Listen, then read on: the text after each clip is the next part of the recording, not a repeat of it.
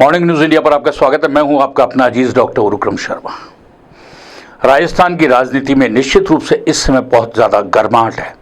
ये गर्माहट एक तपन एक सिर्फ बाहर महसूस की जा रही है, लेकिन इसके अंदर ही अंदर जो आग सुलग रही है, उस आग को कोई अभी देख नहीं पा रहा है। और उस आग को यदि देख भी लिया गया तो उस आग को बिल्कुल एक विस्फोटक बनने की स्थिति से रोका जा सके, इस दिशा में अभी तक पहल शुरू नहीं हुई है।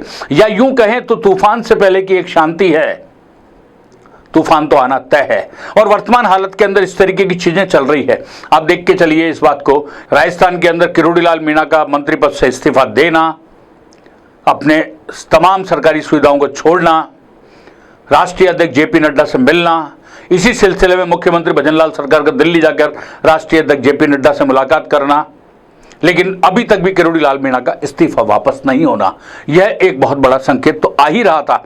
इसी बीच सबसे बड़ी चीज जो है, राजस्थान के कद्दावर नेता और राजस्थान की 2 बार मुख्यमंत्री, भारतीय जनता पार्टी की राष्ट्रीय उपाध्यक्ष वसुंधरा राजे को पिछले इस विधानसभा और लोकसभा चुनाव में जिस तरीके से साइडलाइन किया गया, और साइडलाइन करने के बाद में वसुंधरा राजे ने बिल्कुल तरीके से बिल्कुल एक बहुत प्लान्ड राजनीतिज्ञ की तरह अपने आप को चुप्पी साध ली और साइलेंट हो गई बिल्कुल।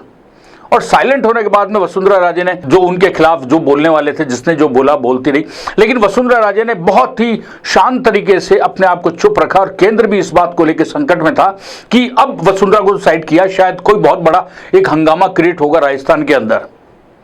लेकिन केंद्र के नेताओं के मंसूबे पानी फेर दिए, क्योंकि वसुंधरा राजे एक ऐसे परिवार से आती है जिसने जन्म से, वसुंधरा ने राजनीति में जन्म लिया है। ग्वालियर राजघराना जिसका एक वजूद हुआ करता था बहुत बड़ा, इनकी माँ राजमाता विजय राजे सिंधिया, इनके भाई माधवराव सिंधिया, ये सब राजनीति के पुरोधा रहे और उसी परिवार से ही आई। और इनकी बहन यशोधरा राजे, वो खुद ही राजनीतिज्ञ है।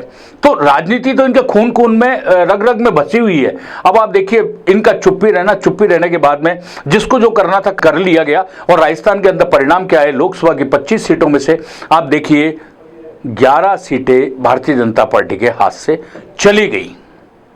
इससे पहले के 2 बार जब वसुंधरा राजे मुख्यमंत्री रही तो विधानसभा चुनाव के अंदर देखें तो हर बार सीटें ज्यादा ली। और इस बार जब विधानसभा चुनाव में वसुंधरा राजे को साइडलाइन किया गया, वसुंधरा राजे ने प्रचार भी नहीं किया, और प्रचार जब उन्होंने नहीं किया तो इस बार सीटें आई उन दोनों से भी कम।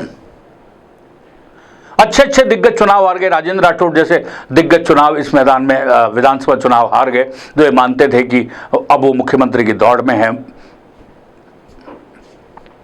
अब देखिए वसुंधरा राजे ने शांति से काम किया। और अभी जो सीकर से लोकसभा के जो प्रत्याशी बीजेपी के रहे, उन्होंने तो साफ तौर पर कहा कि वसुंधरा राजे प्रचार में होती तो शायद दृश्य को दूसरा होता। झुंझुनू से प्रत्याशी जो शुभकरण चौधरी थे, उन्होंने साफ तौर पर कई इश्यूज को गिराया और उसमें एक वसुंधरा राजे की निष्क्रियता भी बताई गई। लेकिन अचानक वसुंधरा राजे का सक्रिय होना, भारतीय जनता पार्टी में खलबली होना, भारतीय जनता पार्टी के नेताओं के लिए एक संकट का स्थिति में आना कि वसुंधरा राजे एकदम से इतने एक सक्रिय कैसे हो गई। अचानक से कोई प्लान नहीं था और 3 दिन के लिए अपने विधानसभा क्षेत्र झालरापाटन में पहुंच गई। वसुंधरा राजे, चूंकि विधानसभा क्षेत्र उनका है, हालचाल जनता का पूछना भी चाहिए उनको, वो जाती भी रहती हैं। लेकिन चर्चा इस बात की बन गई कि वसुंधरा राजे झालरापाटन के अंदर गली गली घूम रही है, लोगों से बातचीत कर रही है, लोगों की समस्याओं को सुन रही है, स्कूटी के ऊपर बैठकर लोगों के साथ में निकल पड़ी, छोड़ दी गाड़ियां, छोड़ दिए तामझाम, और अपने कार्यकर्ता के साथ स्कूटी पे बैठी, कभी किस गली में कभी किस गली में, पूरा का पूरा झालरापाटन एक तरीके से उनके हुजूम के साथ में पीछे चले गया।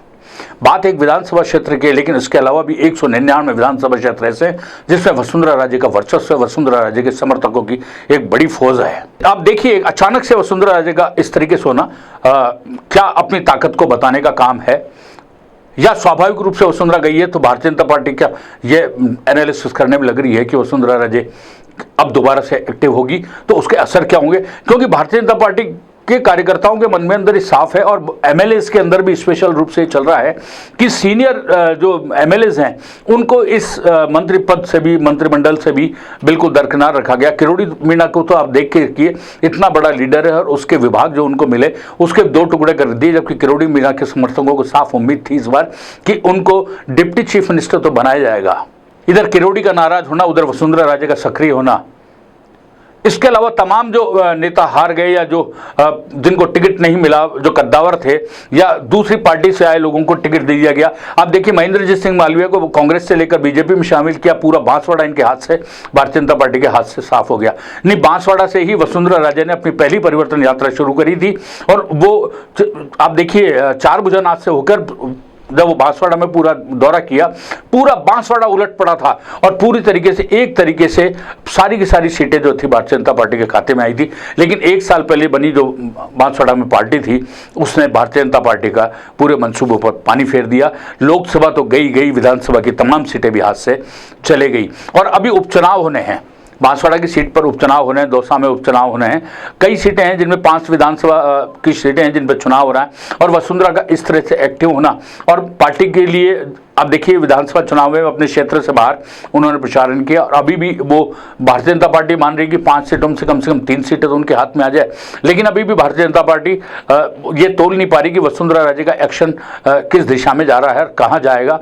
वसुंधरा राजे अभी भी चुप्पी के साथ में अपने काम को निपटाए जा रही। आने वाले दिनों में देखते हैं कि यह तूफान एक बारूद बन के सामने आता है या एक तूफान एक बहुत शांति का मैसेज देता है। खैर जो भी है बहरहाल, लेकिन जो भी होने वाला है भारतीय जनता पार्टी में आने वाले दिनों में बहुत ही रोचक होगा, यूं कहें या यूं कहें बहुत ही असरदार और दमदार होगा। आप बने रहिए हमारे साथ, हम आपको यूं ही अपडेट देते रहेंगे।